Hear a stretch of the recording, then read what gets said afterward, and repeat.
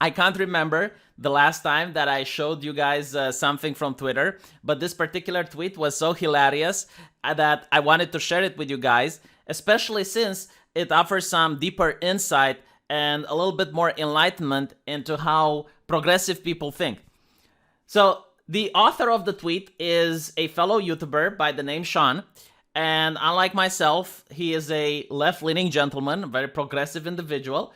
And he says that he interacted with a few right-wing internet personalities behind the scenes, asking him to do debates and whatever.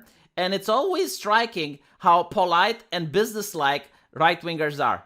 And of course, this is not a compliment, because if you know anything about progressives on Twitter, they're not very polite people most of the time. So I can explain to Sean why this is. Now, first of all, yes, I do consider myself a right-wing individual, and most of my friends end up being polite. This is both behind the scenes and in front of the scenes. It's just the way we are as people. And the reason I am like this is because I'm trying to treat other people the same way I like to be treated. And I think if the world would have more people like me with this mentality, I think it would be a better place.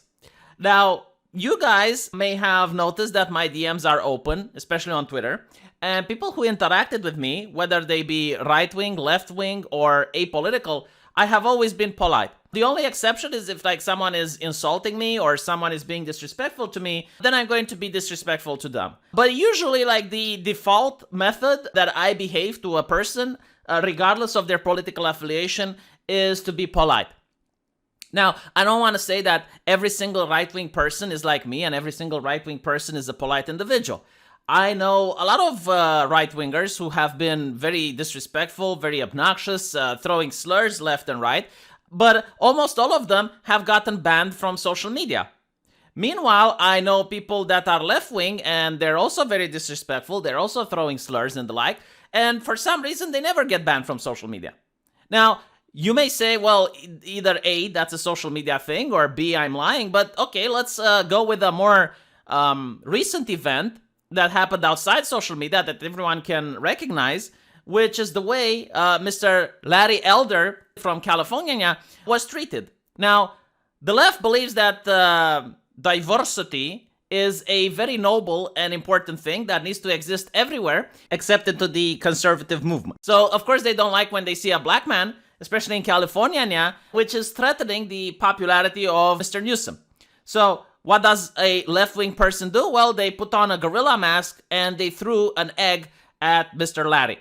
Now, was there any outrage from left-leaning people? No, I saw them laugh about it on Twitter. Was there anyone trying to identify who the person in the gorilla mask was, try to get them fired or ostracized? Absolutely not.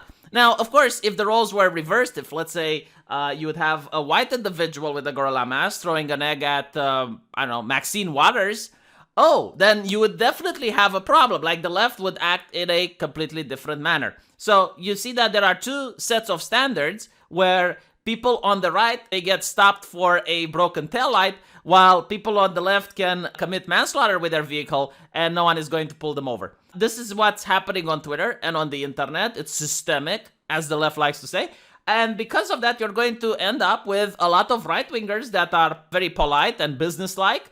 And you're not going to find a lot of them that are going to give you opportunities in order to report them or in order to point them out for terms of service violation or whatever. It's simple evolution, So there's that thing. Now, another reason that left-leaning people are more disrespectful is exactly what this guy is saying right here. Some of these people, Sargon of Akkad, Shoehead, Chris Lasergun, they'll pop up on leftist shows every once in a while. And I swear they've been grifting for so long, I have trouble viewing them as human beings. So the reason that a lot of left-leaning people are rude, disrespectful, it's because they dehumanize their political opponents. Like this guy never interacted with Sargon Akkad, Shoehead, or Chris Lasergun. He just watched shows where these individuals appear, and that was enough for him to completely dehumanize them and consider them worthy of disrespect and disdain. Now, believe it or not, this is actually an activist tactic. People in the academia are encouraging leftists to behave this way. They actually say that politeness is white supremacy. Why do they say something like this? Well, because it's not that if you go to one of these activists and drop the N-word, calling them slurs and whatnot, that they will be like, oh, wow, congratulations for breaking away from white supremacy. Congratulations. No. Obviously not. What they want is for them to be able to be rude and disrespectful, because by being rude and disrespectful, you dehumanize the opposition, but they expect that the opposition is going to be polite and civil towards them. So they expect that the opposition is going to maintain the standards of politeness and nice in order to create this two-tier system where it's noticeable that the people that are rude and disrespectful are the ones using cultural power, while the people that are polite are having to do so because otherwise you might get banned or you might get canceled or whatnot. So I think that explains it, why currently on Twitter, at least on social media, you're going to see right-wing people being more polite. And it's also like this interesting take from Big Joel saying that, remember that his pinned comment on his video about me is being mad that I insulted him. So he shows a comment from 2 years ago. It's very interesting that they managed to have such a big memory. And the comment is also downvoted.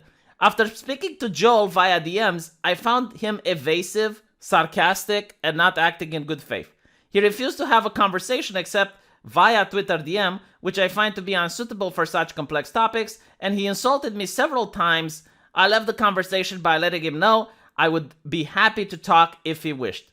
So notice that like Sargon is behaving here in a very polite manner after being insulted.